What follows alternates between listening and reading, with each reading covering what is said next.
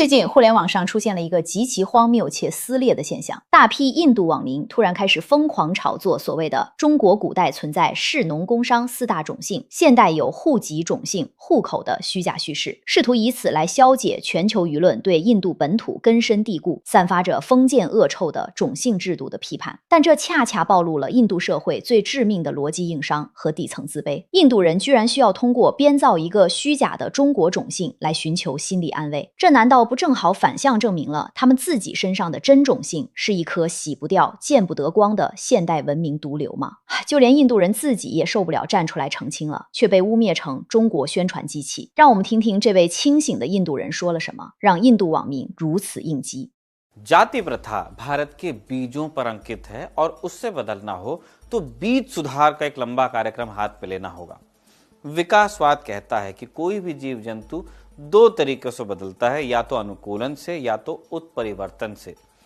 अब ये जो लंबे समय तक चलने वाला सुधार है वो भारत में चल रहा है और आने वाले कई दशक तक चलेगा। बीच बीच में इसका जिक्र इंटरनेशनल लेवल पर हो ही जाता है। जैसे आप याद कीजिए 2023 में कैलिफोर्निया में एक कानून बनाने की बात हुई थी जो जाति आधारित भेदभाव पर रोक लगाता था। अब आप विडंबना देखिए, जिस भारत में जाति आधारित भेदभाव अपराध है कानूनन, वहीं से निकले भारतवंशी अमेरिका में ऐसे कानून बनाने के खिलाफ थे। खैर, इन दिनों जाति को लेकर बात हो रही है, लेकिन कैलिफोर्निया में नहीं, भारतीय सोशल मीडिया पर इन दिनों इंटरनेट पर कुछ भारतीय सोशल मीडिया यूजर चीनियों को कास्ट सिस्टम पर टोक रहे हैं। कह रहे हैं कि तुम्हारे यहाँ भी कास्ट है। उनका मानना है कि भारत की जाति व्यवस्था पर या यहाँ की गंदगी आदि जो इश्यूज हैं उन पर कमेंट करने से पहले चीनियों को उनके घर का कास्ट सिस्टम बंद करना चाहिए।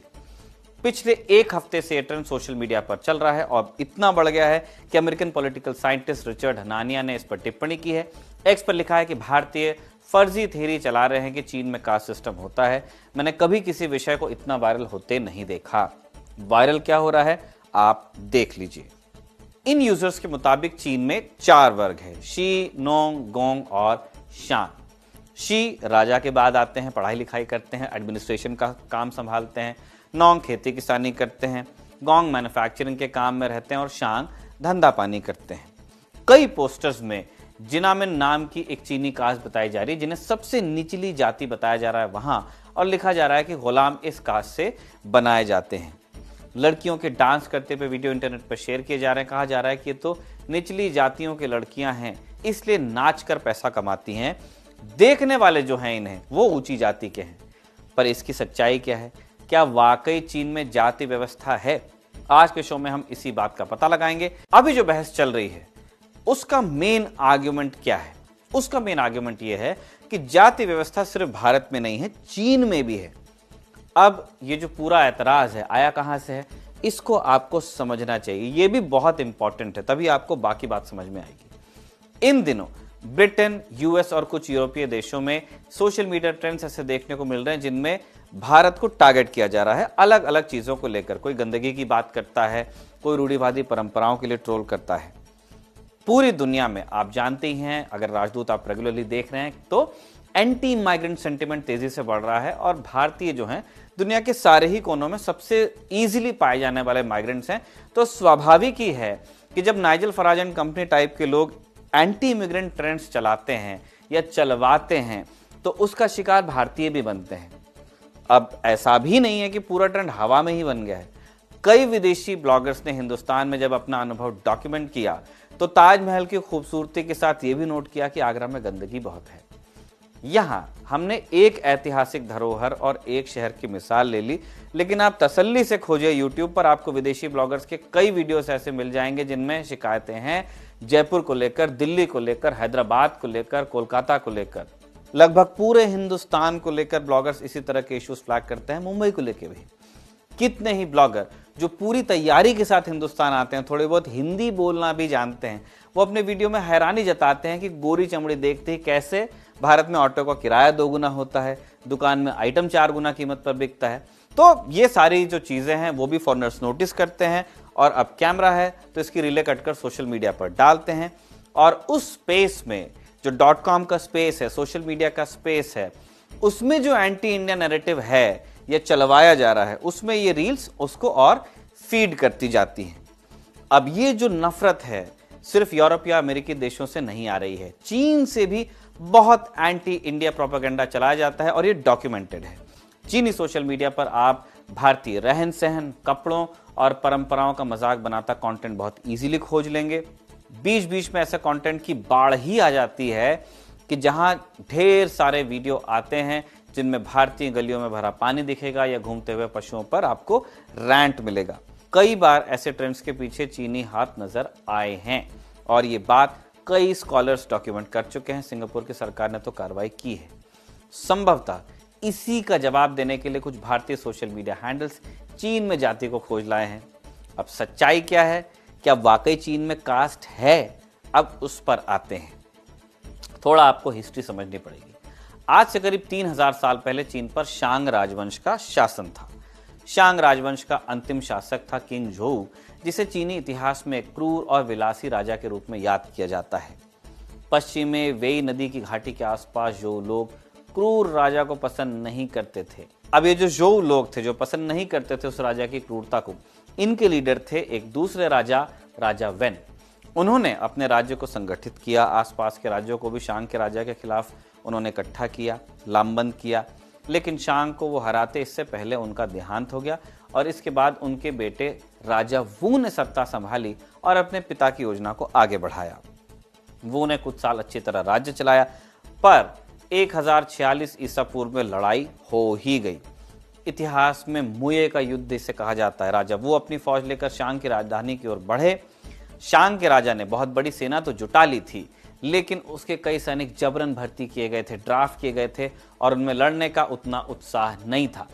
मुये के युद्ध में जोऊ के सेना ने शांग की सेना को हराया और युद्ध हारने के बाद शांग के राजा ने अपनी राजधानी यिन में खुद को एक महल के अंदर बंद कर लिया और आग लगाकर आत्महत्या कर ली और इसी के साथ शांग राजवंश का अंत हुआ और जोऊ राजवंश का शासन आ गया। लेकिन जोऊ की असली उपलब्धि एक लड़ाई को जीतना नहीं था, सत्ता परिवर्तन नहीं था। असली चुनौती थी इतने बड़े क्षेत्र पर कंट्रोल बना करके रखना। चाइना वास्ट है। राजा वू और उनके प्रमुख सलाहकार जोऊ ने, जिन्हें ड्यूक ऑफ जोऊ अब कहा जाता है, उन्होंने इसके लिए एक नई तरकीब अपनाई। उन्होंने पूरे इलाके को, जो एरिया उनके अंडर था, छोटे छोटे सूबों और जागीरों में बांटा और इन इलाकों का नियंत्रण अपने रिश्तेदारों को दिया, अपने वफादारों को दिया। बदले में इन लोगों ने जोऊ के राजा के प्रति निष्ठा रखी और जब मांगे जाते तो ये सैनिक भेजते और सालाना टैक्स भी बटाते। इस व्यवस्था ने जोऊ को एक बड़े इलाके पर नियंत्रण बनाने के लिए एक स्ट्रक्चर दिया। जोऊ डायनेस्टी फली फूली और इसी दौरान धीरे धीरे यहां समाज 4 वर्गों में आप देखने लगे। किसी एक राजा ने आदेश देकर यह व्यवस्था नहीं कायम की थी, ना ही कोई किताब है जो डिक्टेट करती थी कि समाज में ये 4 वर्ग होंगे, बल्कि जोऊ डायनेस्टी के दौरान ही समाज का वर्गीकरण इस तरह होने लगा। ये 4 कौन से थे? पहला था शी वर्ग। प्राचीन चीन का सबसे ऊंचा और सबसे शक्तिशाली वर्ग माना जाता था, सबसे ज्यादा रसूख वाला। सेनापति और जो आर्मी के जो बड़े दूसरे पद होते थे, स्टेट की गवर्नमेंट में जो बड़े पद होते थे, चाइना में ब्यूरोक्रेसी का कॉन्सेप्ट बहुत पुराना है, एग्जाम से वहां सिलेक्शन होता था, उसमें ज्यादातर इसी वर्ग के लोग मिलते थे। उस दौर की ऐसी कब्रें मिली हैं जिनमें इस वर्ग के लोगों को उनके रथों के साथ दफनाया गया है और कई बार उनकी कब्रें राजा के पास भी मिलती थी। तो एडमिनिस्ट्रेशन से जुड़े जो बहुत पद होते थे इस वर्ग के पास रहते थे, जो सिविलियन ब्यूरोक्रेसी है, मिलिट्री ब्यूरोक्रेसी है, पढ़े लिखे होते थे। हालांकि इन लोगों के पास हमेशा लैंड नहीं होती थी, फिर भी समाज में उनका बड़ा सम्मान था, क्योंकि जैसा हमने बताया उनके पास विजडम हुआ करता था, लिटरेट थे। अब ये पहला वर्ग हुआ। दूसरा वर्ग था नोंग। ये प्राचीन चीन का सबसे बड़ा सामाजिक वर्ग था। माना जाता है कि चीन के लगभग 90% आबादी इसी नोंग वर्ग में आती थी। ये गांव में रहते थे और इनका मुख्य पेशा था खेती। हालांकि जिस जमीन पर नोंग लोग खेती करते थे उसका जो मालिकाना हक होता था वो शी वर्ग के लोगों के पास होता था, जो रूलिंग क्लास, जो ब्यूरोक्रेट्स हैं। किसान गेहूं, बाजरा और जौ जैसी फसलें उगाते थे, भेड़, सुअर और मुर्गियां, भैंसे, बैल वगैरह भी पालते थे। देश का लगभग पूरा भोजन यही किसान पैदा करते थे। नोंग। तीसरा वर्ग था गोंग। इसमें गोंग जी से, इसमें वो लोग शामिल थे जिनके पास कोई हुनर होता था, स्किल। तो लुहार हो गए, हथियार बनाने वाले हो गए, धातु का काम करने वाले हो गए, बढ़ई हो गए, दूसरे कारीगर हो गए, ये लोग रोजमर्रा की जिंदगी में इस्तेमाल होने वाली जो जरूरी चीजें होती थी वो बनाते थे। तो गोंग वर्ग की संख्या किसानों की तुलना में ऑब्वियसली कम होगी, क्योंकि दो बातें, इन कामों को सीखने में कई साल भी लगते हैं, और दूसरा, एक लुहार बहुत बड़े गांव के किसानों को हल और खुरपी वगैरह बना के दे सकता है। उतनी संख्या में स्किल्स वाले लोगों की जरूरत पड़ती भी नहीं थी एक रूरल इकोनॉमी में। अब चौथा वर्ग आता है शांग। इसमें कारोबार करने वाले लोग शामिल थे और इनका पेशा था सामान खरीदना और दूसरे लोगों को बेचना और एक मार्जिन कमाना। उस जमाने का जो चीनी समाज था उसमें व्यापारियों को सबसे नीचे रखा गया था, नोट कीजिए, क्योंकि माना जाता था कि वो खुद कोई नई चीज पैदा नहीं करते, उगाता है किसान, कारीगर अपने हाथ से सामान बनाता है, लेकिन व्यापारी केवल एक आदमी से सामान लेकर के दूसरे आदमी को देता है और खुद अमीर हो जाता है। इस वजह से तब के चीन में कई लोग व्यापार को सम्मानजनक नहीं मानते थे। हालांकि सामाजिक दर्जा न होने के बावजूद इस वर्ग के लोग अमीर होते थे क्योंकि ट्रेड में थे। अब ये जो सिस्टम है धीरे धीरे समाज से खुद ही खत्म हुआ और आज जो चीन आप देखते हैं वहां ऐसा सिस्टम नहीं है, जबकि भारत का कास्ट सिस्टम आज भी मौजूद है, लोग चाहे माने या ना माने, क्योंकि ओरिजिन है धर्म में। भारत के सारे बड़े धर्मों में आप जाति को देख सकते हैं।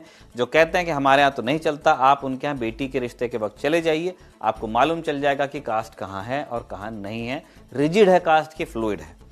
हिंदुस्तान में आदमी धर्म बदल सकता है, नाम बदल सकता है, जाति बदलने का ऑप्शन नहीं होता। आप जो पैदा हुए आप वही मरेंगे, चाहे आप कलेक्टर बनिए, उद्योगपति बनिए, प्रधानमंत्री बनिए। आप अपनी जाति भूलने की कोशिश भी करेंगे तो समाज के जो सुधीजन है आपको याद दिलाते रहेंगे कि आप क्या हैं और आप क्या नहीं हो सकते।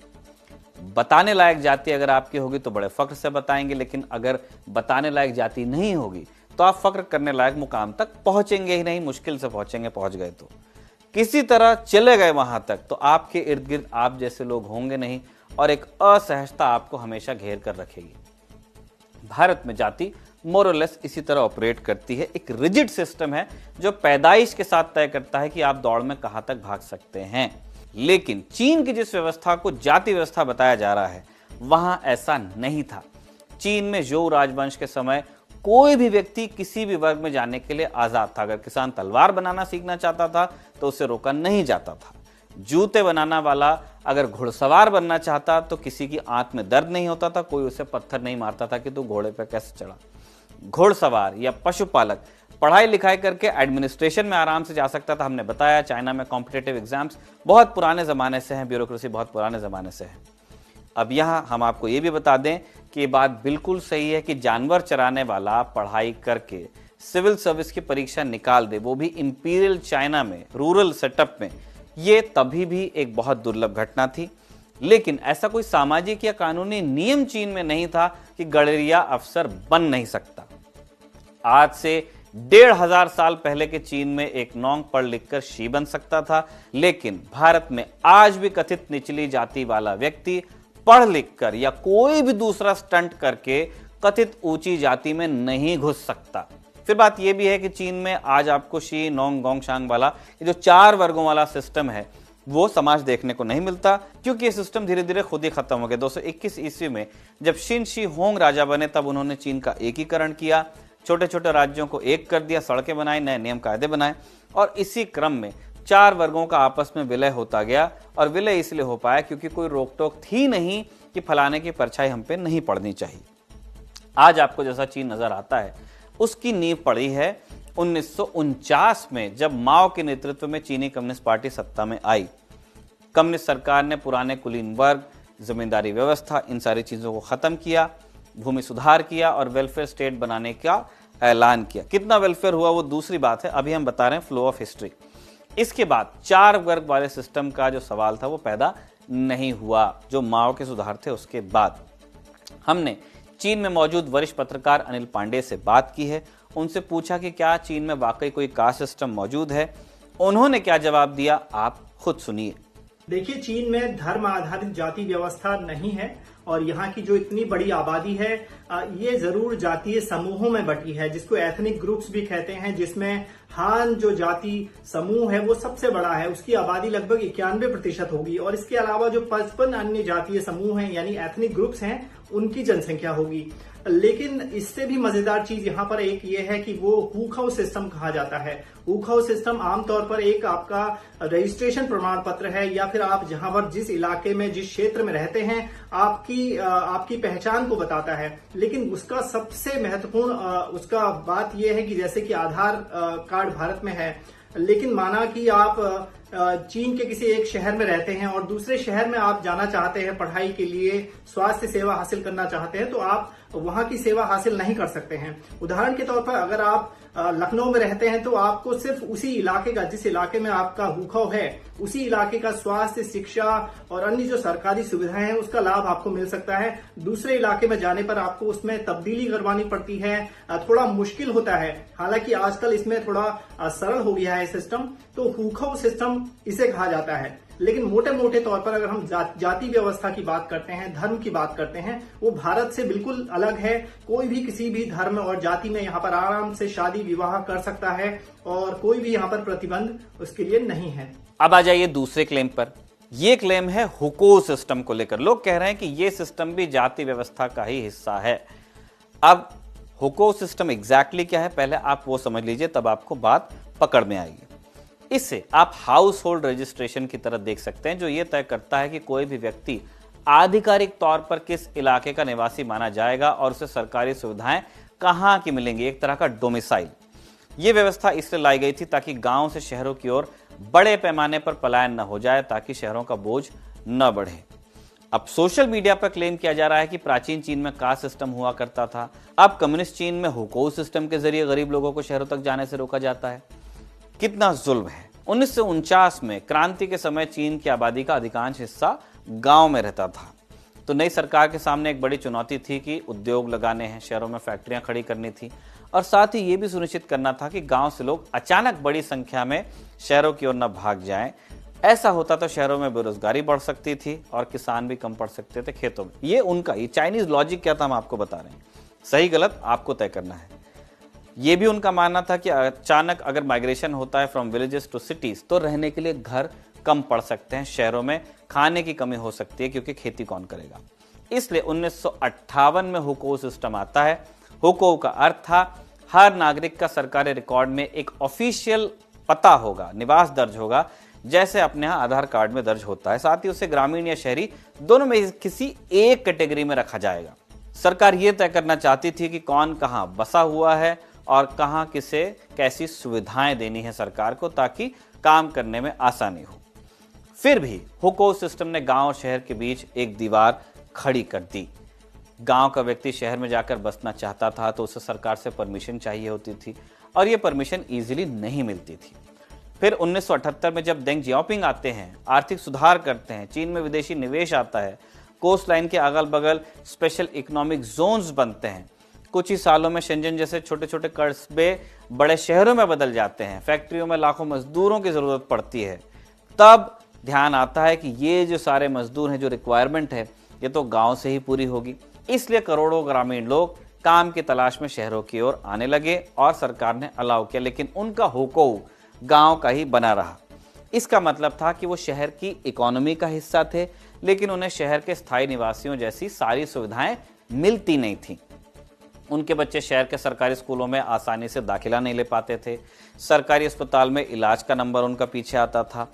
इसलिए हुको सिस्टम की आलोचना बढ़ी। इसी वजह से 2000 के दशक के बाद इसमें कुछ बदलाव हुए। 2014 में यह प्रावधान जोड़ा गया कि आपका इंश्योरेंस कहीं से भी हो जाएगा, भले ही आपका हुको में पता यहाँ का हो या न हो। इसके बाद 2024 में भी इसमें कई बदलाव किए गए हैं। अब अगर हुको में आपका पता गांव का है तो उससे आप शहर में करवाना चाहें तो इसकी इजाजत आपको मिल जाती है। अगर आपका एड्रेस चेंज हो जाए तो आपके परिवार का भी आसानी से हो जाएगा। इन सुधारों के बावजूद सिस्टम की आलोचना आज भी है। आज भी हुको सिस्टम की वजह से दिक्कत है, लेकिन इसका यह मतलब नहीं है कि चीन में सरकार गांव के लोगों को शहरों में बसने से रोकती है। चीन में साल 2000 में शहरी आबादी लगभग 36% थी, 2026 में 65% हो चुकी है। मतलब चीन में लोग बड़े पैमाने पर गांव से शहर आ रहे हैं और हुको सिस्टम इसमें उस तरह से बाधा नहीं बन रहा है जैसा सोशल मीडिया पर क्लेम किया जा रहा है। मोबिलिटी है। इसकी एक वजह यह भी है कि चीन ने पहले से बड़े शहरों को और बड़ा नहीं किया, नए शहरों को डेवलप किया।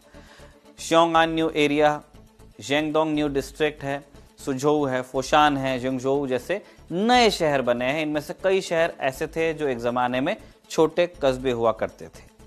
चीनी सरकार ने इन्हें डेवलप किया तो न सिर्फ चीनी नागरिक गांव से शहर आ रहे थे, वहां सिस्टम नए शहर भी बना रहा था जहां ये लोग काम कर सकें, बस सकें। शहर अकोमोडेट करने के लिए तैयार थे। हाँ, ये बात सच है कि हुको सिस्टम से बहुत से लोगों को बहुत सारी मुश्किलें पेश आईं, लेकिन इसे कास्ट सिस्टम बताना सही नहीं है।